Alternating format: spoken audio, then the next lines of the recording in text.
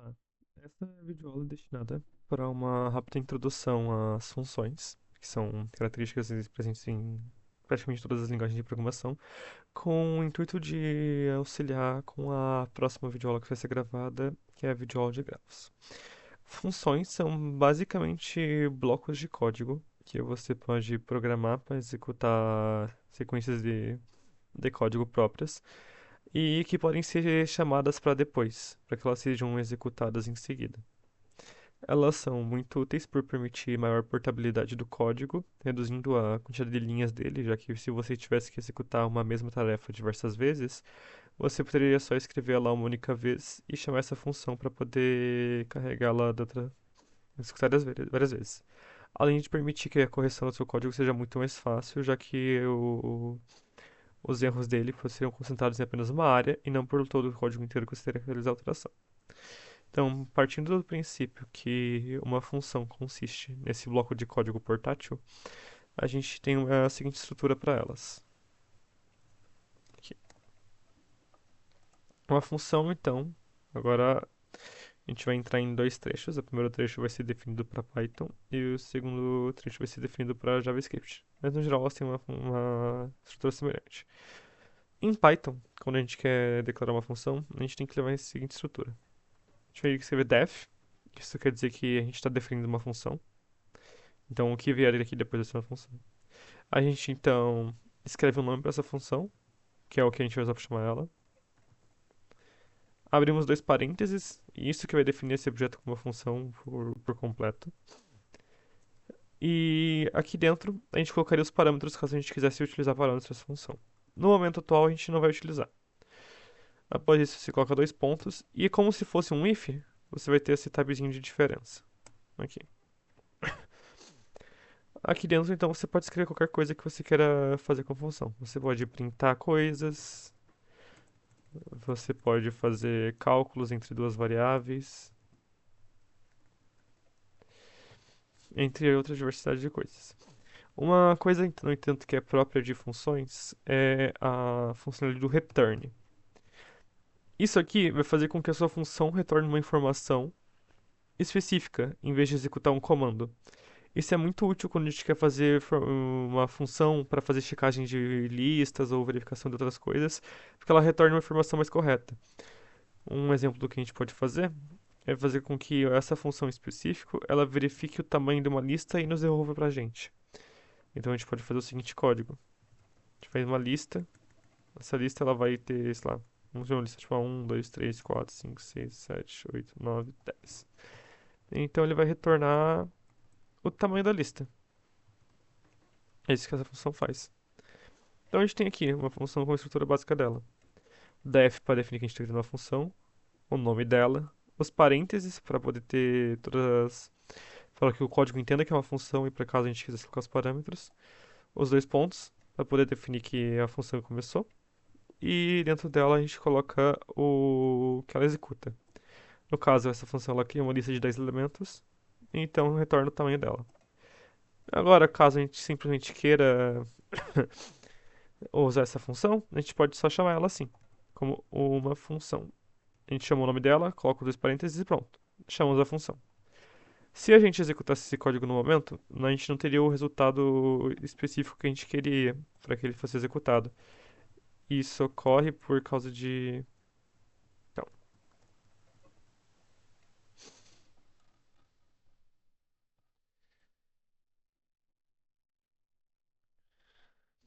você vê que o nosso resultado que a gente tem aqui, ele não retorna nada. Mesmo a gente retornando o lista. Isso é por causa de que, como a nossa função ela só retorna o valor, a gente precisaria printar esse valor para que ele fosse utilizado. Então a gente tem que fazer o seguinte caso: dar um print, uma função, então ela retornaria o tamanho da lista, no nosso caso 10. Você pode muito bem também armazenar esse valor como variável. Apenas fazendo isso aqui. Assim.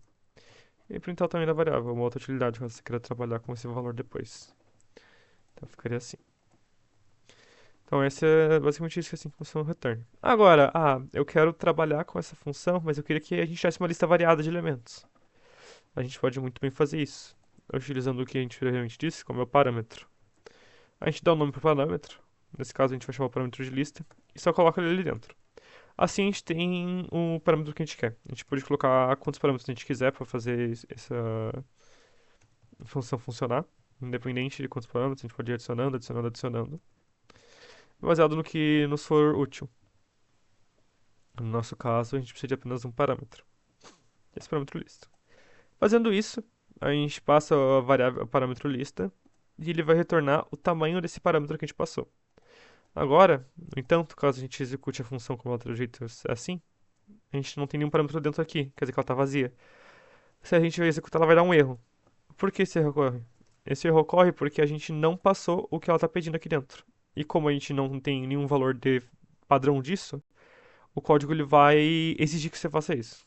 Então, o que a gente pode fazer aqui é, por exemplo, criar uma variável chamada lista, dar um tamanho para ela, vou fazer esses 5 elementos, e colocar a lista aqui dentro. Agora a gente passou a lista como parâmetro, e ele vai ler o tamanho da lista.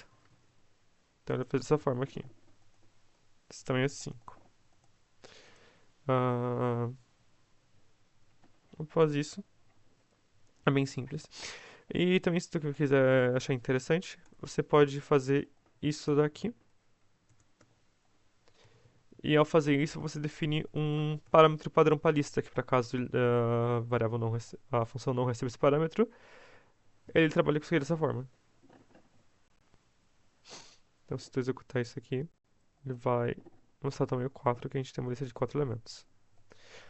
Assim, basicamente, funcionariam as estruturas das funções. Elas podem ser executadas de diferentes formas e outras funcionalidades que a gente pode demonstrar aqui nesse exemplo de código. A gente pode fazer uma lista padrão, como a gente fez uma função simples, onde ela retorna valor 2.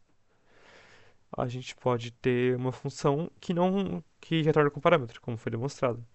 Igual a gente pode muito bem ter uma função que não retorna nada, e ela só executa o comando, por exemplo. Essa função ela faz um print.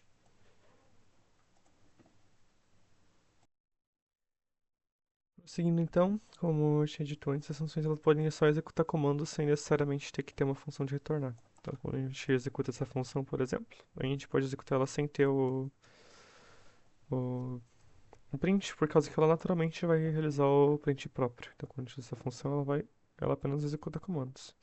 Ela não necessita de nada próprio. Uma função também pode chamar outra função dentro dela para que ela seja utilizada.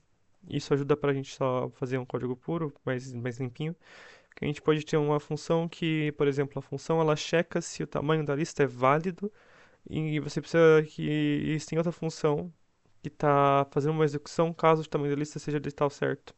Então você pode fazer essa função separada, colocar ela ali dentro e utilizar. E então isso ajuda na legibilidade do teu código e na facilidade de executar ele. Então se eu fazer isso aqui, essa função não. Essa função chama outra função.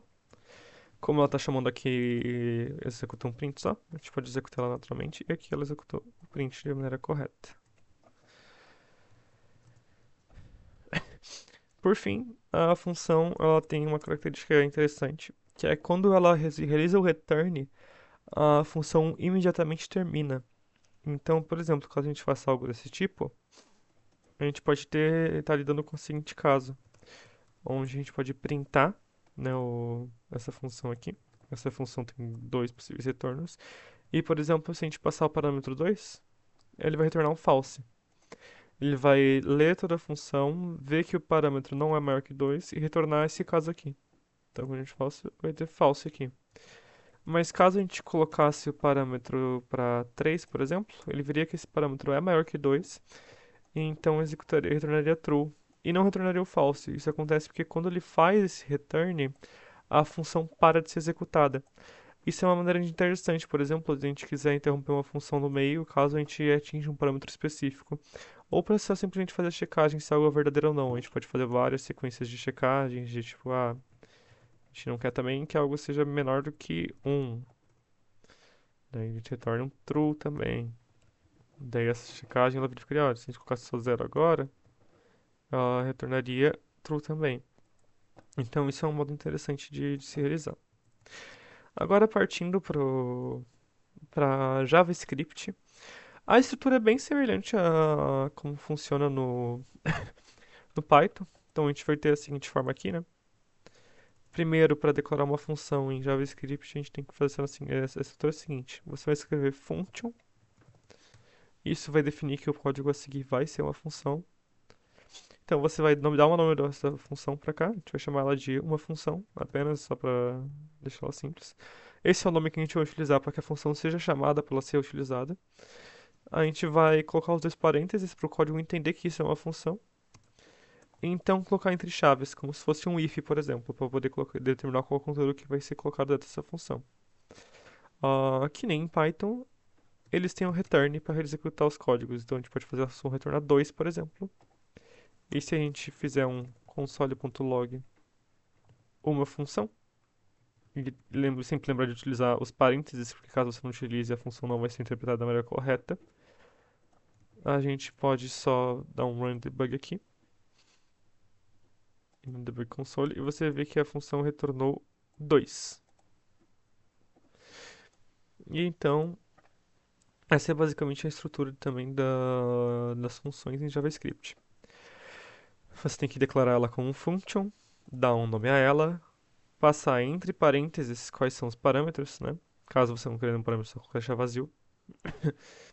E então fazer um retorno da função dessa forma. Como dito anteriormente também, você pode passar um parâmetro à função, então a gente pode chamar esse parâmetro de número, e a função vai retornar esse número. Então a gente aqui, se a gente executar ela dessa forma aqui vazia no momento, como eu tinha mostrado, ele vai retornar undefined. Isso acontece por causa que a gente não executou uma função de maneira correta e ele está pegando um valor indefinido do número e retornando ele de maneira normal. Diferente do Python, isso não acaba não retornando um erro. Mas isso pode variar dependendo de interpretador para interpretador, então não é recomendado que você faça isso. No caso, o interpretador que está sendo utilizado é um interpretador de Node.js. Então, por exemplo, se a gente passasse o 3, por exemplo, a função ia executar do jeito que ela foi feita para ser executada. E assim como o Python, se você colocar o igual e entre aspas aqui, você consegue passar um parâmetro de padrão para ela, para caso a função não receba nada, ela tem um padrão aqui. Ela vai retornar 23, se a gente colocar um 3 aqui, ela vai retornar 3. Essa é basicamente a lógica de uma função.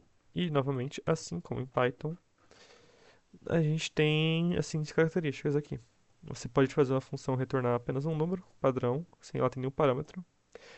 Esse return. Você pode fazer a função retornar um parâmetro específico.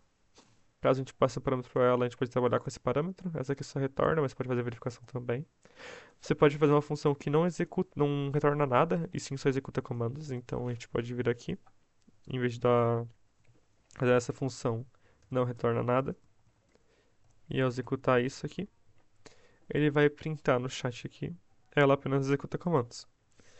Pois é uma função que não recebe, que não tem return, mas sim a execução de um comando do console.log. Você também pode chamar uma função dentro de outra função aqui. Então aqui você pode fazer esta função chamar outra função. Então, debug ela vai aqui, ó, ela apenas executa comandos tranquilamente. E você pode fazer uma função que com return, ela tem a mesma lógica que o Python, de caso um return seja executado, a função é imediatamente terminada. Então, se a gente dá o console.log dessa função aqui, por exemplo, esta função tem dois possíveis retornos, e passa 2, a verificação não vai ser realizada, não vai ser considerada verdadeira, então ela nunca vai retornar true, ela vai retornar um false. False. Mas caso a gente quisesse colocar um 4 aqui, por exemplo, a verificação seria verdadeira, ela retornaria um true e não retornaria o false, por causa que ela fez isso aqui e imediatamente terminou a execução da função. E como foi dito anteriormente, você também pode passar novos parâmetros aqui no meio para fazer outras verificações e, por exemplo, fazer uma sequência de códigos que quer verificar se algo está completamente dentro dos parâmetros. Então agora se a gente colocar aqui, por exemplo, 0, o que anteriormente ia retornar false, agora vai retornar true. Seria basicamente isso a lógica de funções. Isso vai ser utilizado em grafos porque facilita com o nosso trabalho de leitura do código para fazer com que seja muito mais limpo e prático de utilizar grafos. que é um conteúdo que existe bastante checagem de variáveis e de listas, que vai ser introduzido no próximo vídeo. As funções não vai ter necessariamente um exercício para fixação delas, mas elas vão ser utilizadas no exercício de fixação de grafos no próximo vídeo. Agradeço a atenção.